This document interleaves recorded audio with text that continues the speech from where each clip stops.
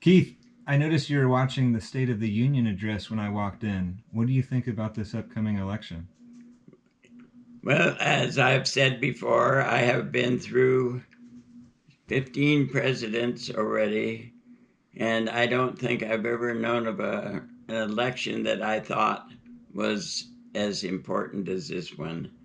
And I think we're doing something a little differently this time. I don't think we're voting for a president as much as we're voting for democracy. And I know there's a lot of back and forth on the thinking about who might be elected, but if Mr. Trump is reelected, he's already said that he would like to be a dictator for the first day. I don't know if that means only for the first day or from the first day. He has also said that he would give the green light to Mr. Putin to invade Europe if it would mean that they were not paying their proper prices for things. So I think just with those two statements, and of course there are other things, but I think that this election we're could be in real serious trouble if it goes one way or the other. I frankly would like to see two completely different candidates running because if we run Trump against Biden, I'm sure it's going to be just the same thing as it was before.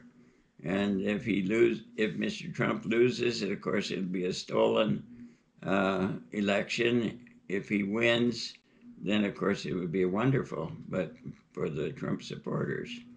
So with that, I would say we're not voting for a president this time.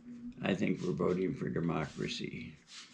Is there anything that you might want to say to the people out there that are extreme MAGA followers?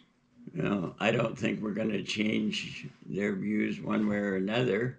And I don't think it's really something just because I believe one way that necessarily they have to believe like I do, but I'm just telling my own fears about what could be coming.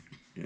I think if it was me, I'd say, please analyze the facts. Uh, and I was just talking to somebody on that same subject yesterday, and she said, I have gone through all the facts and I have nothing but praise for Mr. Trump because he has done nothing but save our nation. Wow. So if you happen to be of that mindset, I don't think there's much that can be changed. And I would probably say if you're of my mindset, there's not much that can be changed either. So anyway, I think it is an extremely important election, and everybody should go through and study the pros and cons of both sides, no matter where you stand. I have voted Republican all my life, but I do not see the Republican Party as having much to offer in this particular election.